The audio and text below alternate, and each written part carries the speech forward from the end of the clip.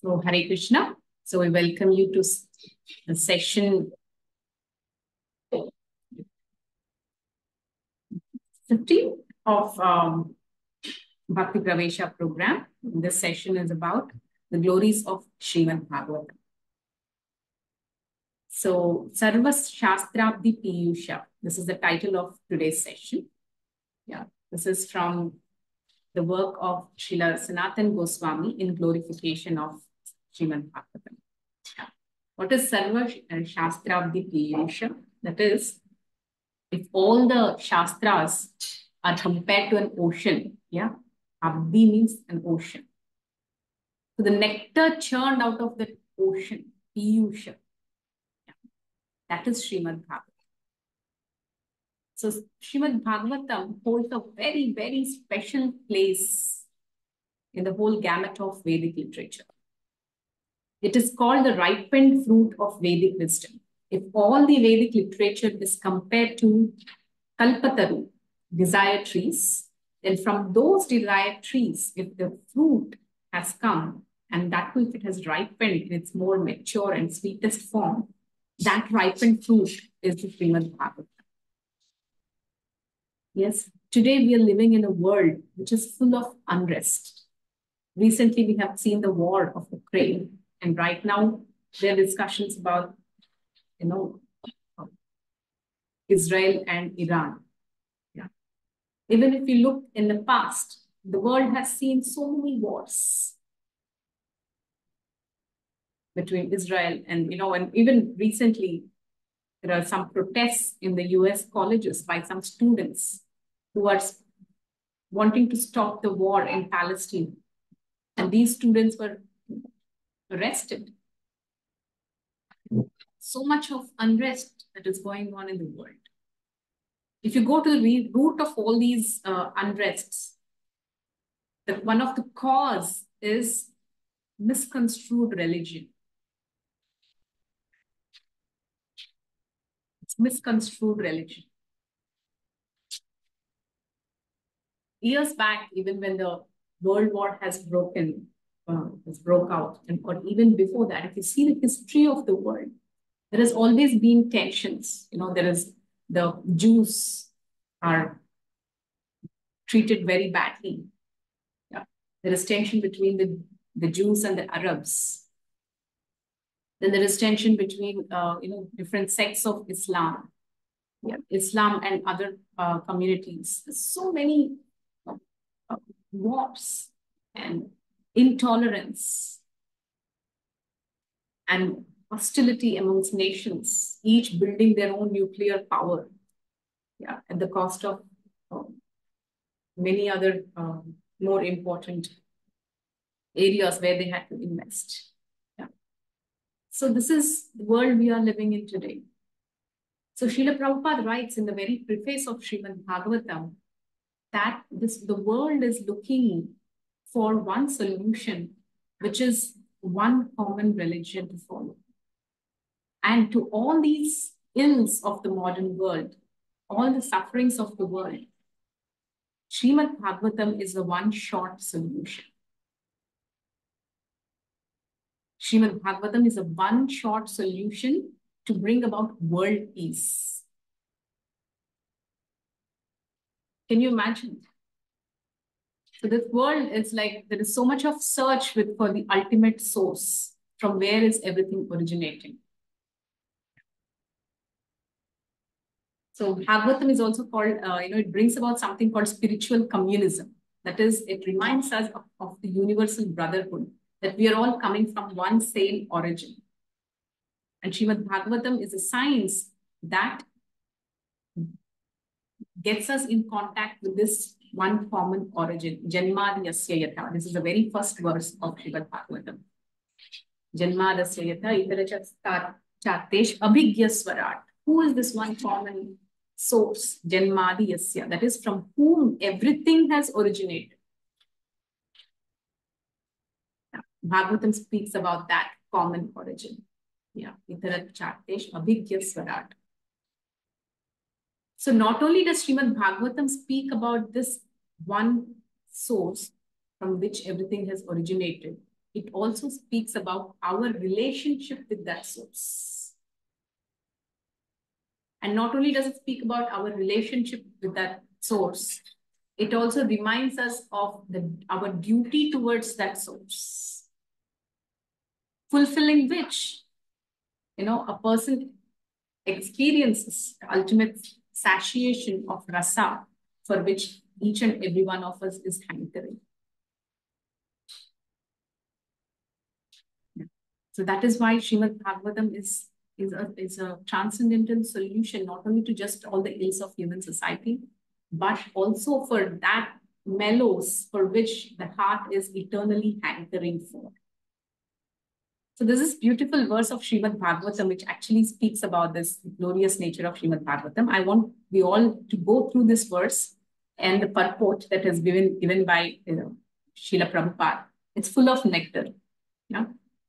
So let's recite this verse, 1.1.3 of Srimad Bhagavatam. Let me share the screen with you.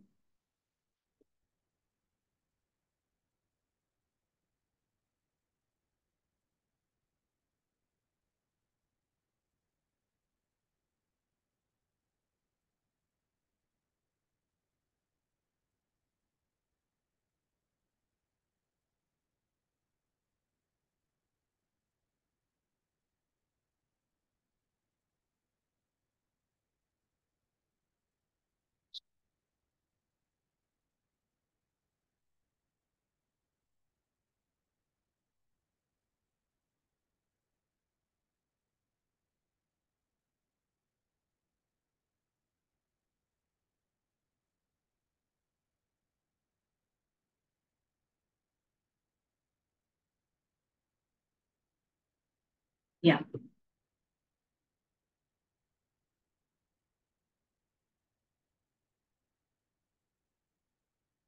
So please repeat.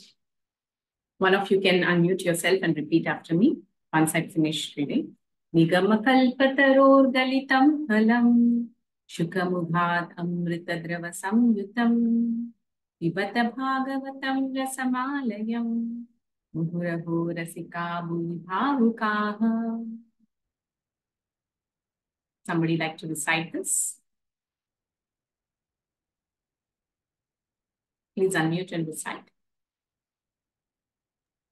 निगमगल्पतरोर्गलितं फलं शुकमुखाद्रमृतं द्रवसंयुतं पिबत भागवतं रसमालयं मुहुरहो रसिका भुवि भावुकाः. What does this mean? Nigama. Nigama means the Vedic literature. Kalpataru means desire tree. Galitam, fully matured. Phalam is the fruit. So the translation says, O expert and thoughtful men, relish Srimad Bhagavatam. So Srimad Bhagavatam is one such phenomenal book. It's a masterpiece work, which is not supposed to be simply read. It is to be relished. Yeah. To be read is different from to be relished. So to be read means it's some academic work. Bhagavatam is what one should relish it. Pibatha Bhagavata Rasamalayam. So Bhagavatam is like ras, just like amras. Yeah, what do you do with amras? You drink. Pibata means to drink it. Yeah. So Pibata Bhagavata Rasamalayam. So that's how one should handle Srimad Bhagavatam. Yeah, it's a mature fruit of the desire tree of Vedic literature. And Shukamukad, yeah, it emanated from the lips of Sri Shukadev Goswami. So who is this Shukadev Goswami? It is said that Sri Shukadev Goswami is Shuka, the parrot of Srimati Radharani in the spiritual world. So he's a very, very special personality. He's liberated right from the womb, being in the womb of his mother. Yeah, he's so renounced that he did not want to even take birth. Yeah, he just remained in the womb. But he took birth after hearing Srimad Bhagavatam. Yes, so that is Shukadev Goswami. He is such a great soul. And he's so renounced. It is said that Shukadev Goswami used to go for what is called the Madhukari. Now, what is Madhukari? Madhukari is like what traditionally the sannyasis and the renounced order of people, they sustain by begging alms from the grihasthas. That is called Madhukari. So, and the original purpose actually why the sannyasis go and beg from householders is not because, they want something from them, but because to benefit the householders. Yeah, if actually a householder gives some alms in form of food, clothing, or money, or eatables, or you donate anything to the renounced order, uh, or the sadhus. Yeah, if you or the householders can donate something to the sadhus, it brings a lot of auspiciousness and prosperity to the lives of the householders. And this is the culture of Vedic India. Yeah, that any sadhu who comes should never be rejected. And this is the same culture which Vedic culture which Sita Maya tried to follow, but it was the case of Ravana at that time. But traditional India, the culture is that any sadhu visiting home should never be rejected. He should be offered something. So in this way, actually, Shukadev Goswami's standard was that he used to go to different houses for Madhukari, and he used to stay only till the time the cow was milked. Yeah, beyond that, he never used to stay. And he wouldn't accept anything also for the rest of the day. That was his standard. So that was Shukadev Goswami. Yeah. And so this fruit has become even more tasteful, although its nectarian juice was already relishable for all, including the liberated souls. Yeah. So Srimad Bhagavatam is such a text. Yeah, the second verse speaks about it. Dharma projita kaitavotra paramo nirmatsaranam satam. Yeah. So it rejects all kinds of religions. Yeah, Dharma projita kaitava, all the kaitava dharmas. Yeah, all the secondary forms of religions are rejected by Srimad Bhagavatam. And it's relished by whom? Nirmatsara, the ones who are non-envious, and satam, honesty. Nirmatsaranam satam. So Vedyam Vastava Matra Vastu Shivadam Tapatrayon. Yeah. So it is Vastava Vastu. There is something that is Vastava means in real. It has true substance. Shivadam. Shivadam means it bestows all of auspiciousness. Shiva means auspiciousness. Shivadam means that which bestows auspiciousness. And Tapatrayon Moolanam. Like we all are suffering in this material world because of three tapas. Yeah, the three kleshas, Adhyatmika, Adhibhautika, Adhidaivi. They're called Tapatraya. Unmoolanam, they are completely demolished. How? Simply by hearing Srimad. Vedyam Vastavamatra Vastu Shivadam Tapatrayam. Srimad Bhagavate Mahamuni Krite Kimva Parairishvara. When we have Srimad Bhagavatam with us, we do not need anything else. Yeah. So this is the glory of Srimad Bhagavatam. Sadhya Vidya Varidhyate Prakritibi Sushrubhi Stakshanat.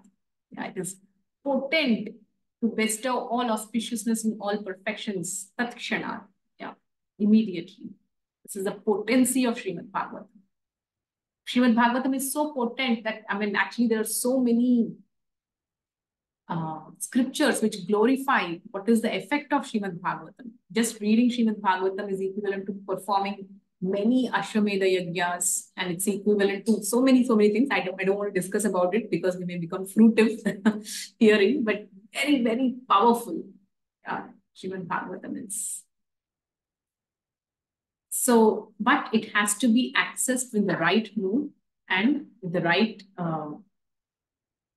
attitude of the heart. So we've been preparing so much about the right attitudes to be cultivated and becoming fixed in chanting the holy name.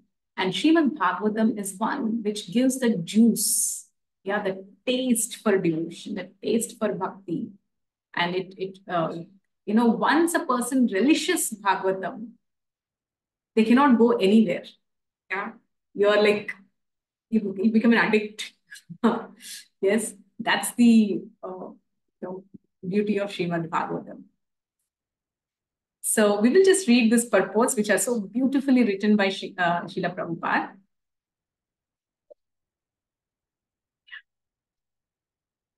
In the previous shlokas, it has been definitely proved that the Srimad Bhagavatam is a sublime literature which surpasses all other Vedic scriptures due to its transcendental qualities. Yeah. It is transcendental to all mundane activities and mundane knowledge. This is the position of Srimad Bhagavatam. Please pay attention. In this shloka, it is stated that Srimad Bhagavatam is not only a superior literature, but is the ripened fruit of all Vedic literatures. In other words, it is a cream of all Vedic knowledge. Considering all this, patient and submissive hearing is definitely essential. With great respect and attention, one should receive the message and lessons imparted by Srimad Bhagavatam. Yeah, so here Srila Prabhupada is defining 4 qualities that are needed to be a good student of Srimad Bhagavatam. Bhagavatam is ready to bestow supreme benedictions, unimaginable. Yeah. And I mean, whenever you're feeling a little low in your life, yeah, be it materially or spiritually or in any way, just go to a temple and just sit for the Bhagavatam class. Instantly you feel a change in energies. I can assure you of this, 100% guarantee. Instantly you feel the change, elevation in your energies. That is the power of Bhagavatam. So this Bhagavatam, however, one has, for every lock, there is a key to open. Yeah. So this lock of the nectar of Srimad Bhagavatam can be opened by the right attitudes. So what are those? Number 1 is being patient and submissive hearing. So these days, the attention span is diminishing so much and so much. Yeah, hardly we hear of people who can read a book cover to cover. Forget cover to cover, even few pages is a challenge, especially the kids. Yeah, and they're so addicted to social media and also so used to gathering information in a very quick way through videos and through, by just watching some films that they don't even have the patience to flip through some pages. So this kind of getting tuned to social media's way of accessing information is making the person more impatient. So to actually relish Srimad Bhagavatam, the prerequisite is patient and submissive hearing. So what is patient hearing? Patient means one should take out that time, understanding its importance, and keep aside everything and give one's attention, wholehearted attention. And what is submissive hearing? Submissive is with a heart that is open, with no preconceived notions, with respect to the speaker. Understanding that, here I've seen one. Please understand the Bhagavatam culture. When Shukadev Goswami is speaking, do you know who are all sitting in the audience? Vedavyas. Vedavyas is the very father of Shukadev Goswami, who taught him Bhagavatam. Yeah. Then there is Narada Muni. Narada Muni is like the spiritual master of Vedavyas himself. These are all the audience when Shukadev Goswami is speaking. So this is Bhagavatam. Bhagavatam is a culture, a culture of respect, a culture of glorification, a culture of appreciation, a culture of submission, a culture of eagerness to know about Lord Krishna, to know about the ultimate goal of life, to be eager to free oneself from the clutches of this material world, to liberate oneself and to show the path to the world. These are the audience of Srimad Bhagavatam. And once we cultivate this eagerness and the right attitude, Bhagavatam can do miracles in our heart, revolutionizes the listening. Tadva Visargo Janata Viplavo. Bhagavatam can bring Viplava, that is revolution. Yeah. Yasmin Prati Shlokam Abhantravatyati. Yeah, so that's Bhagavatam. Then, with patience and submissive hearing, they are definitely essential. Apart from that, with great respect and attention, one should receive the message and lessons imparted by Srimad Bhagavatam. So if one can do this, what happens? Shrunavatam Swakatha Krishna Punya Shravana Kirtana Vidyantasto Hyapatrani Idunoti Sudutsatam. Shrunavatam Swakatha Krishna Punya Shravana Kirtana. When one gives this oral reception to the message of Srimad Bhagavatam, Punya Shravana Kirtana.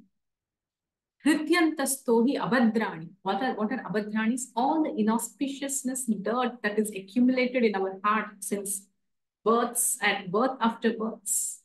Yeah. Hrityantastohi abhadrani. Vidhunoti. Dhunoti. Matlab, dhulai hai uska.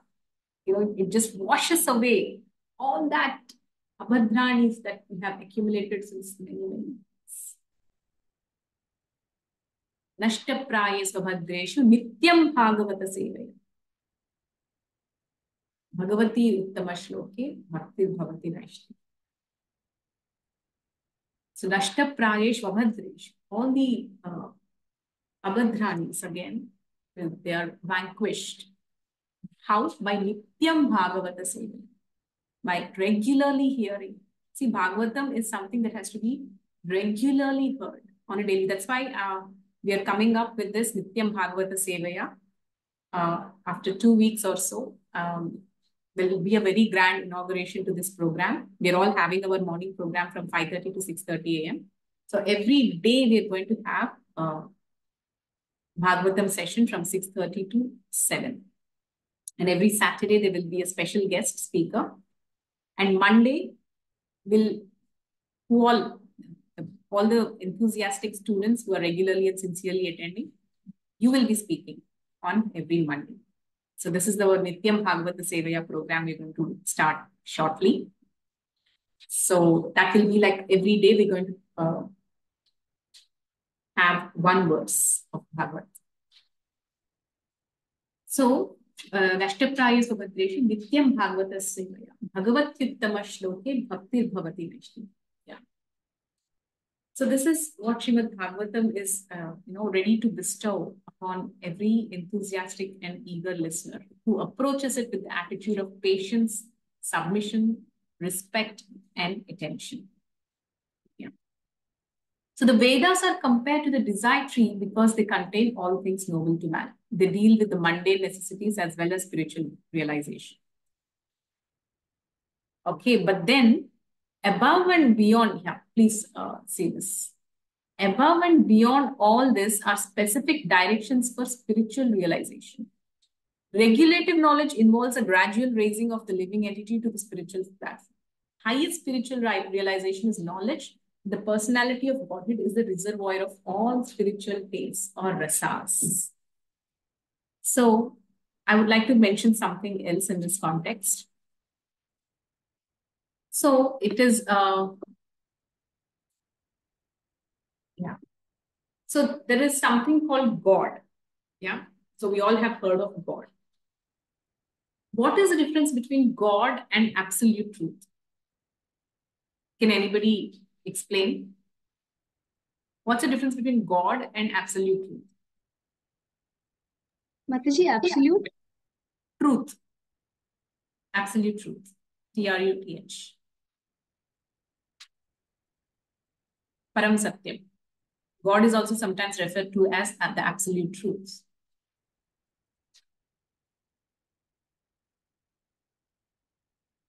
Okay.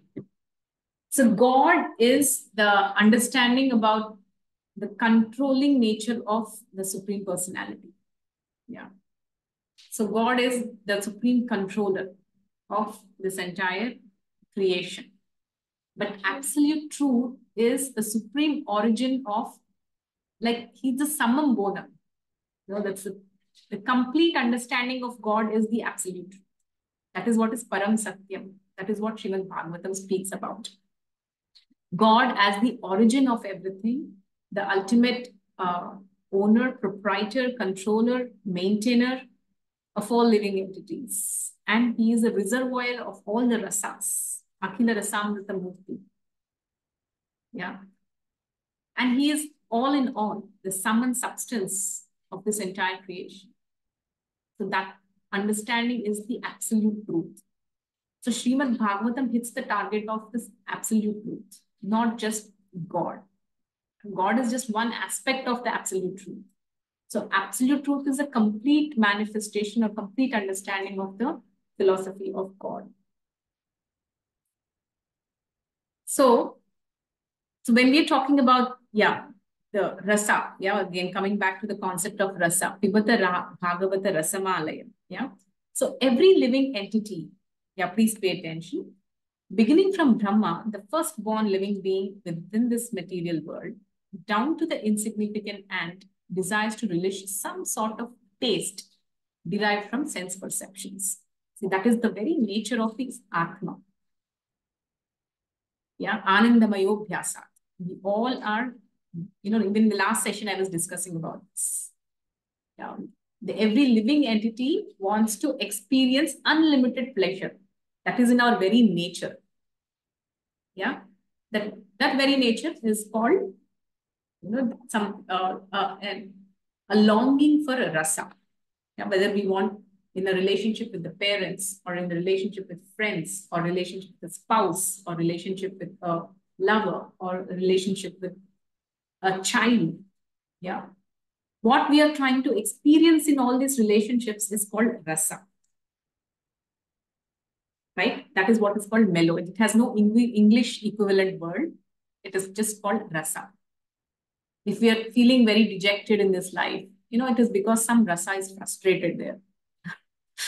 Maybe with the parent, some Vatsalya rasa is frustrated, or with a friend, Sakhya rasa is frustrated, or with a lover, or with a husband, Madhurya rasa is frustrated. Because of frustration of some rasa, actually one feels actually the pain. And whenever this rasa is fulfilled, a person experiences liveliness in the heart. So rasa is actually that which sustains our heart. It's what keeps our heart alive, and it is what we are actually hankering for.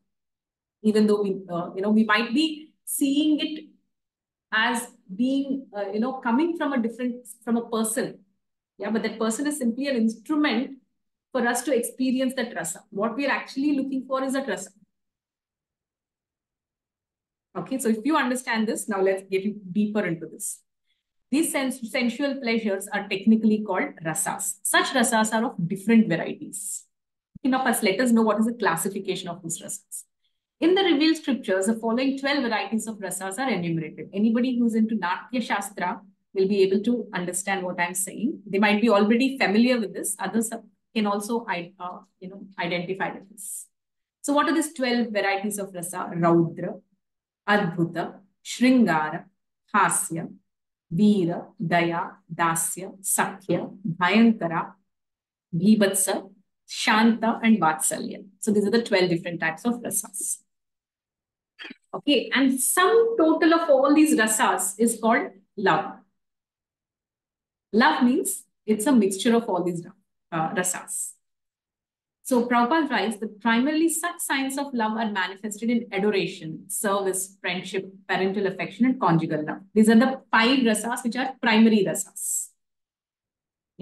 Like we have discussed many times, like how there is adoration, Shantaras, which we call. Or there is Dasya rasa, which Hanumanji had for Ramji. There is Sakhya rasa, like which Arjun had shared with Lord Krishna. Then Vatsalya rasa, which Yashodamai, another had paternal love for Krishna. And the Madhurya rasa, which like the queens of Dwaraka or the gopis of Vrindavan had for Krishna. That is Madhurya rasa. So these are the 5 primary rasas. And when these 5 are absent, love is present indirectly. This is direct forms of expressions of love. Interestingly, if these 5 are absent, still love is present, but it is expressed indirectly. Through what? Anger. Sometimes love is expressed through anger.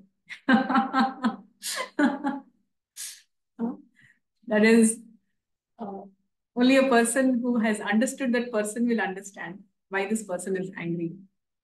Sometimes our superiors chastise us. So especially that is a very The meaning of the word sadhu. The word sadhu means one who cuts. What does he cut? He cuts our material attachments. That is why sometimes sadhus may appear harsh. Yes. So, but one who understands, the disciple or the student who understands the heart of sadhu only can see the love in the words of sadhu, not just the harshness. Yeah, and it is so in any relationship. When you really understand that person, we try to understand the intention behind the words. Be it with our parents, our spouse, or relatives, or teachers, or anybody. Just take one step back and try to understand the intention of the person. That means you have really understood that person. So yes, love is present indirectly in anger, wonder. Yeah, so when these five are absent, it is present indirectly in anger, wonder, comedy, chivalry, fear, sometimes shock, and so on. Yeah. So Prabhupada gives a very solid example here. When a man is in love with a woman, the rasa is called conjugal love. But when such love affairs are disturbed, there may be wonder, anger, shock, or even horror. I mean, one of these recent example of horror is the famous case of Shraddha, right? Have you heard of that case? It is such a horrible case of the boy who has actually chopped her body parts and put them in the fridge. This is like extreme example of that horror. Yeah.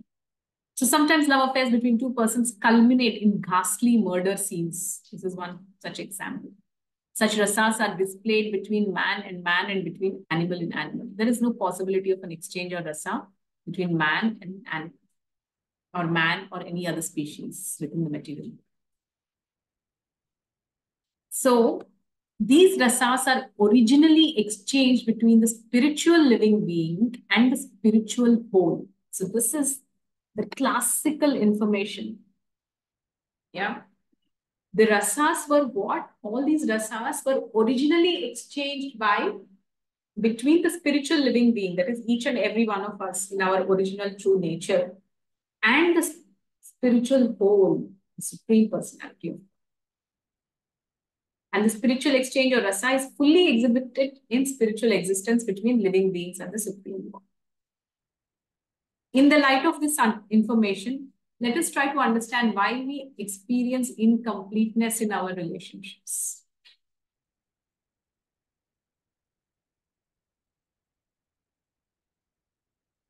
This is the answer that can unlock all the mysteries of our life. The rasas were originally exchanged between spiritual living entity and the Supreme Personality of God, Sri Krishna himself. And this exchange is fully exhibited in spiritual existence between living beings and the Supreme Lord. So as long as we are in the material existence or in the material mode of life, we can never experience that original spiritual rasa which has been exchanged between us and the Supreme Lord. And until that rasa is experienced, a living soul is not satiated. Yeah. And until that satiation comes, a person has to take birth again and again and again. So the Supreme Personality is therefore described in Shruti mantras, Vedic hymns, as the fountainhead of all rasas. As I said, Akhila Rasamrita Murti. And when one associates with the Supreme Lord and exchanges one's constitutional rasa with the Lord, then the living being is actually happy. Yes. So a person, a living entity, becomes completely, truly happy and satiated only when that exchange of rasa with the Supreme Lord happens in reality. Not in kind of some imagination or in some fantasy, but in reality. Yes, when that relish happens in the heart, a person cannot hanker for anything more.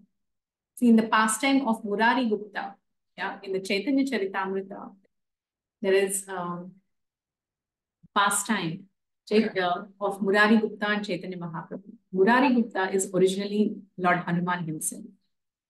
Yes. So when Chaitanya Mahaprabhu tells that, you should be a devotee of Krishna. You should chant the name of Krishna. You should surrender your heart, your life, your everything to Krishna. So this is the instruction that Mahaprabhu gives Murari Gupta. So Murari Gupta goes home and he becomes very restless, very, very restless.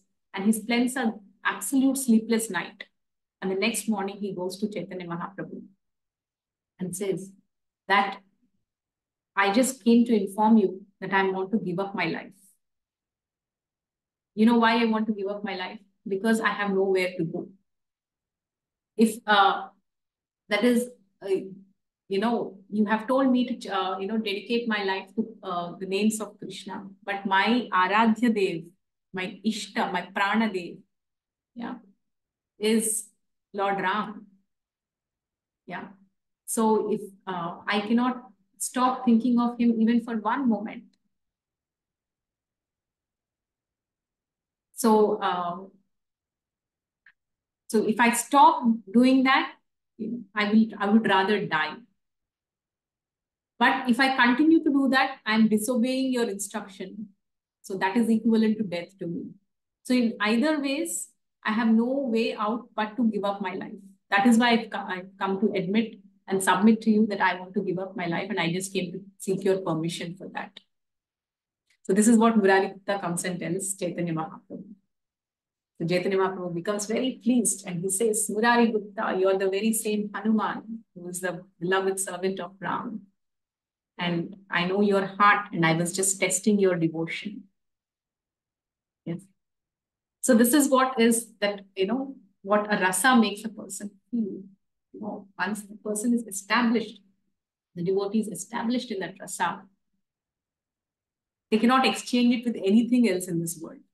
Because it's a complete satiation of the heart. So here's where, we'll just read the last few things. When one associates with the Supreme Lord and exchanges one's constitutional rasa, then the living being is actually happy.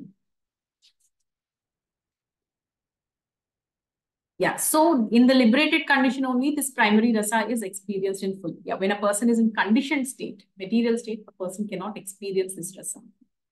So in the material existence, the rasa is experienced in a perverted form, which is temporal. And thus the rasas of the material world are exhibited in the material form of raudra, anger, and so on. So, yeah.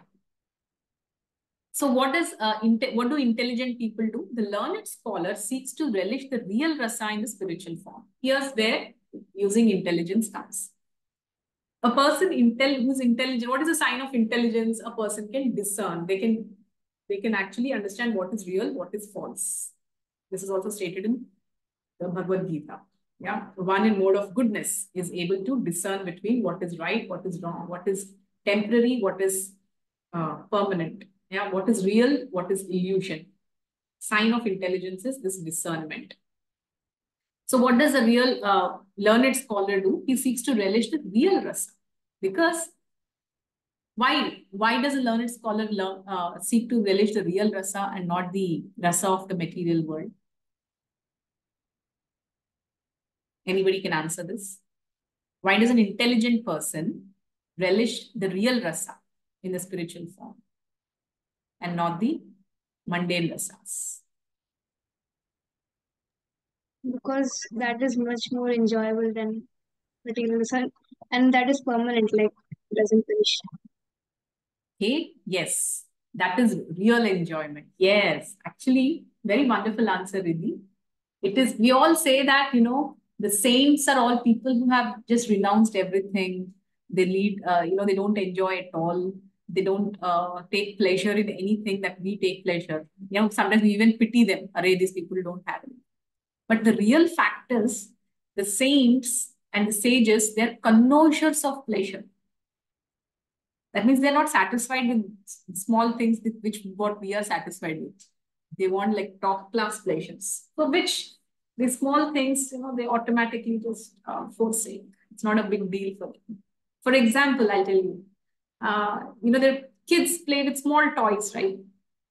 Small car and small vessels and all that. So if a child comes and tells you, come play with me, please, Didi, then you say, oh, you don't really take much pleasure in that. And like, okay, right?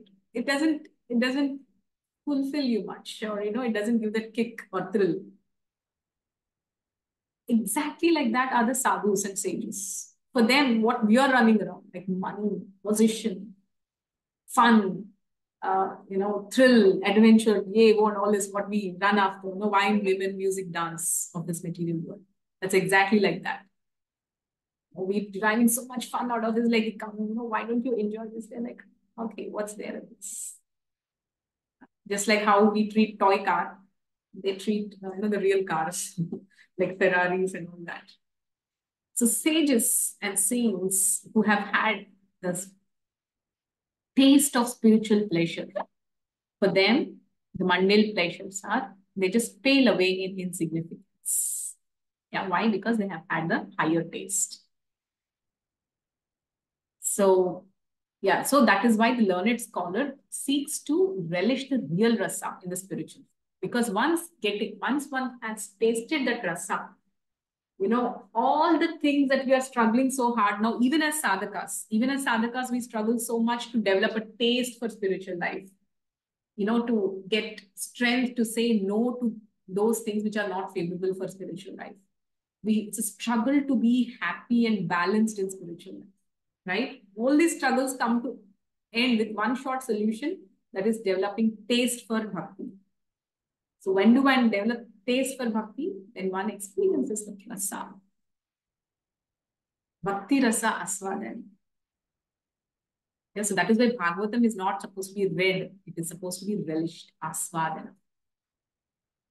And how can that happen? That happens only in the association of those devotees who have that taste for Bhagavatam. On our own, our personal reading, we can never get there. We might get some scholarly information, but the taste comes only by reading in the association of those devotees who have the taste for Bhagavatam. Yes. So, yeah, less intelligent transcendentalists cannot go beyond this conception of becoming one with the spirit without knowing of the different reasons. Yeah, the last verse, last paragraph. In this shloka, it is definitely stated that spiritual rasa, which is relished even in the liberated stage, can be experienced in the literature of Srimad Bhagavatam. Here's where we're coming to the point. Why? Due to its being the ripened fruit of all Vedic knowledge. Yeah. So this rasa can be experienced simply by reading Srimad Bhagavatam. Yeah, it's experienced in the literature of Bhagavatam. How? By submissively hearing it, one can attain the full pleasure of his heart's desire. Yeah, these are no empty words. These are true. This is Vastava Vastu. Bhagavatam is Vastava Vastu. It's not some empty glorification with poetic words. It's substance. There is substance in this. True substance. Yeah, by submissively hearing this transcendental literature, all that pleasure the heart is desiring for, hankering for, yeah, and is running after, is fully present in this beautiful literature called Srimad Bhagavatam. So we all know what a musk deer is. A musk deer is a deer which is which is running around the whole forest. Why it is running around the whole forest? It is maddened by a fragrance.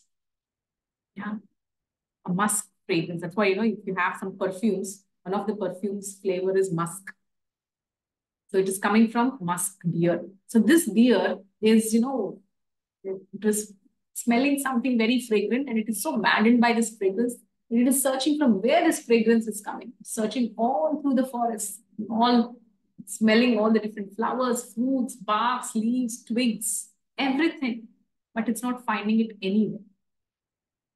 But in truth, where is this fragrance coming from? It is coming from the navel of that musk deer. that deer carries this fragrance that is emanating from its navel. And keeping fragrance in its navel, it is searching all around. Yes. So similarly, all that we are hankering for is present within our own heart. And it is awakened when we submissively hear Srimad Bhagavatam. Yeah. Krishna, Nitya Siddha Krishna Prema Sadhya Kabunoy, Shravanadi Shuddha Chitte Koriye. Yeah. So the heart's hankering, which is Krishna Prema, is present within the heart of every living entity. And how is it awakened? Shravanadi Shuddha Chitte. Yeah, by the process of hearing, submissive hearing, it is awakened. Yeah, so but one must be careful to hear Bhagavatam from the right source, that is one who is coming from the disciplic succession. And especially in North India, they're very professional reciters of Srimad Bhagavatam. If you go and attend their discourses, they make you even cry. There's so many Bhagavad Saptah that are conducted throughout.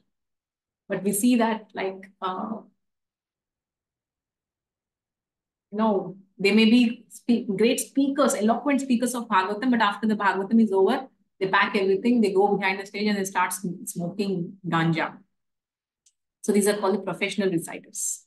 So by hearing from such professional reciters, there is not much of change of heart that is experienced. Yeah. So one should hear this Srimad Bhagavatam from the proper disciplic succession. That is when the transformation is experienced.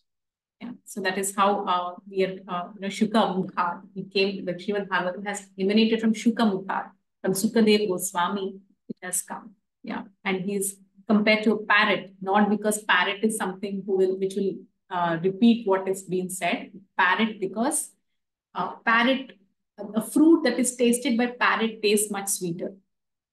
If you all know. Yeah, in Telugu, they say chilak kottina jankai. It tastes much sweeter than the original guava.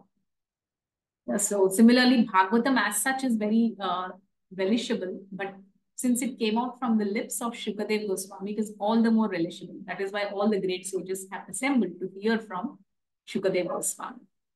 Yeah. Yes. So I will end here with the last line. So one should conclude, therefore, that the serious student of the Rasa should receive the message of Bhagavatam in the chain of disciplic succession from Shukadev Goswami, who describes the Bhagavatam from its very beginning and not whimsically to satisfy the mundaner who has very little knowledge of transcendental science.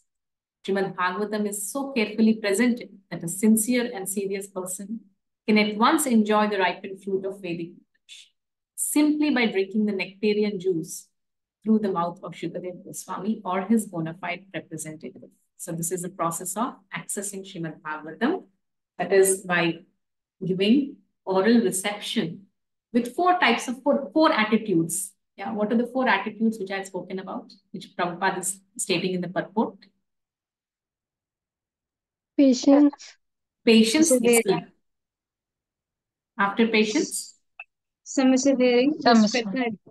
Submission. Okay. Third? Respect. Respect. Attention.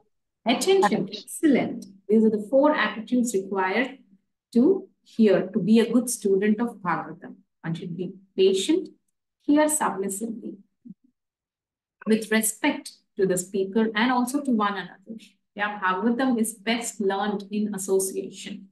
When you come in association and hear Srimad Bhagavatam with due appreciation for all the listeners, yeah, so somebody, every devotee has unique qualities. Yeah, somebody may be more determined, someone may be more inclined, somebody may have more taste, someone may be more sincere, someone may have a lot of service attitude, someone may have more absorption. Like this, each devotee has a unique quality, which is amazing, which is very beautiful.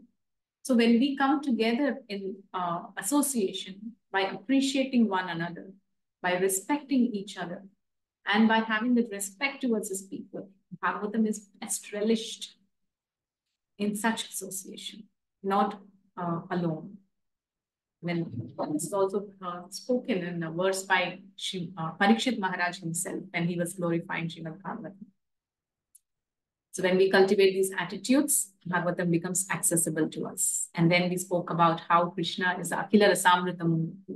We discussed about the difference between mundane rasa and the spiritual rasa, the 5 primary rasas and the 7 secondary rasas. Yeah.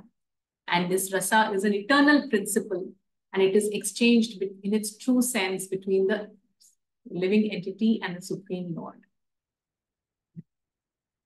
So, and it is that which the soul is eternally hankering for. And Srimad Bhagavatam is, as a Vedic literature, is infused with that rasa which the heart is hankering for. That is why relishing Srimad Bhagavatam can invoke or evoke that transcendental rasa, thereby satiating the heart's longing, the eternal longing for the Lord. That is why studying Bhagavatam is not different than Bhakti Yoga process.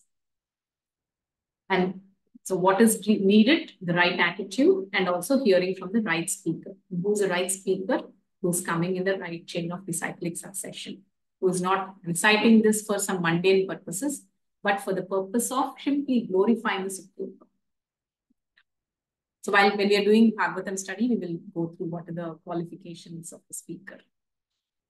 Okay, I will end here. Bhagavatam is endless. We can just go on and on. So I will end this session here. Thank you all very much. Any quick questions?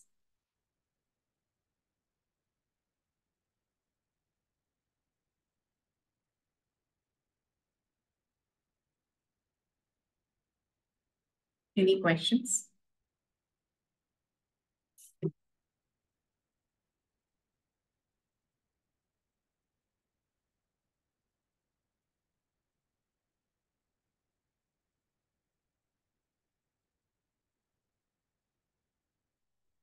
Yes.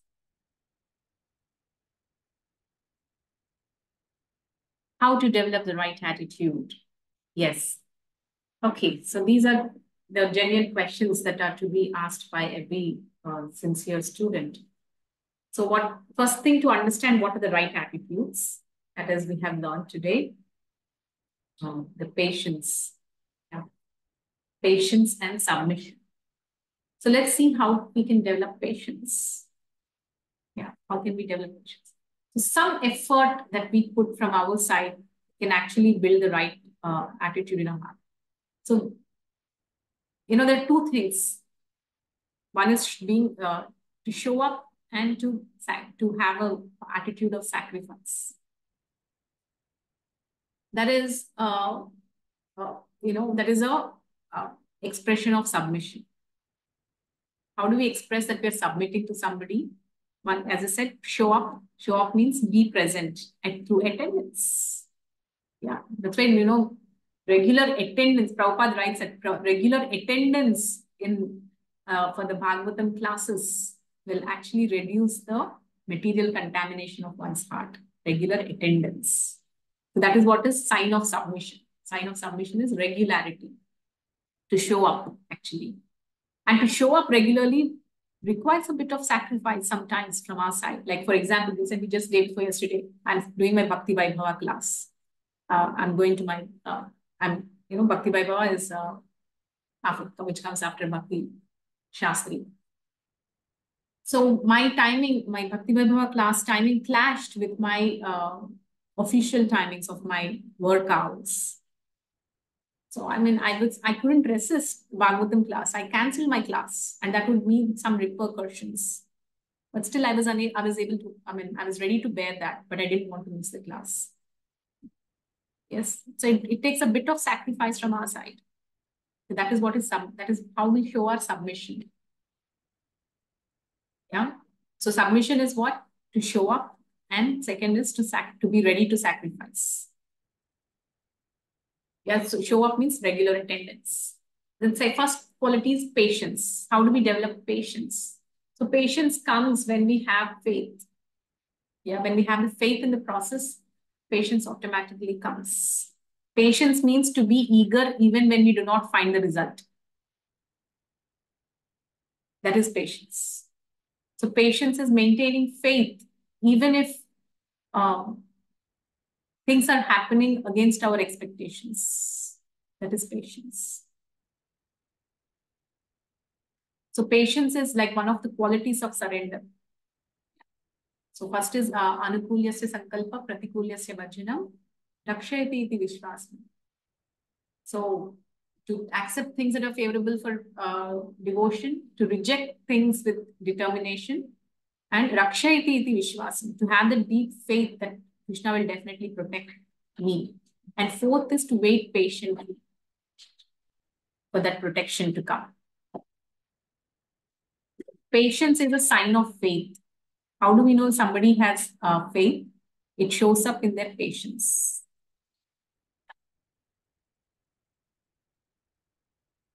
How patiently Shabari has waited for Lord Ram with the faith in the instructions of the spiritual master. Yes. So we see in the qualities of so many devotees how they have exhibited patience. So patience. So let us cultivate some. As a student of Bhagavatam, how do we express this patience? So we express this patience to be attentive, to hear the message, and to assimilate it, to go through the process with faith, without giving up in between, without succumbing to material distractions. Yeah, and to be patient with our own failures. And this is how we exhibit patience. And so it shows up in the form of consistency. When we are patient with ourselves, we are consistent. When we are when we have submission, we show up, and we are ready to sacrifice. So this is patience and submission. So next is respect and attention. So respect, we had, in Bhakti Pravesa program, the very first, initial classes we had was about respect. As I said, a relationship can survive even if there is no love, but it cannot survive when there is no respect. So respect is the very foundational bond between two individuals. If that is lost, then the relationship is lost. So one should understand and learn how to respect one's teacher. The pages of Srimad Bhagavatam is full of how the sages of Naimisharanya have respected Sutta Goswami, how the listeners have respected Shukadev Goswami. Because when the respect is given, to the speaker, with Krishna, the Supreme Person in the heart, as a Paramatma, being a witness of this right attitude of the student, speaks through the teacher to enlighten the student. Ultimately, the expression, whatever attitudes we are expressing is to please the Supreme Lord. That is why they're called Vaishnava qualities. So one is respect. The next is attention. Attention. So attention to details is a sign of love. How do we know we are attentive in our dealings? Like when you're face to face with a person, how do you like it if that person is just always scrolling through the mobile and not looking at you? No, right? It's a very impersonalistic dealing. So attention means to be fully present. To be fully present, to give one's, one of the greatest service one can do to the spiritual master or to one's guru is to just hear attentively.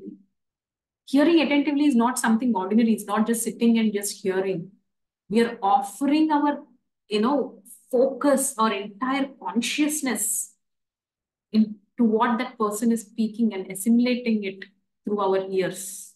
It's one of a great yajna we are performing. Don't think oral reception is simply sitting and hearing. No, we are actually performing a active yajna that can please the Guru and bestow so much auspiciousness. It is said that simply by attentive hearing, one can go back to Godhead.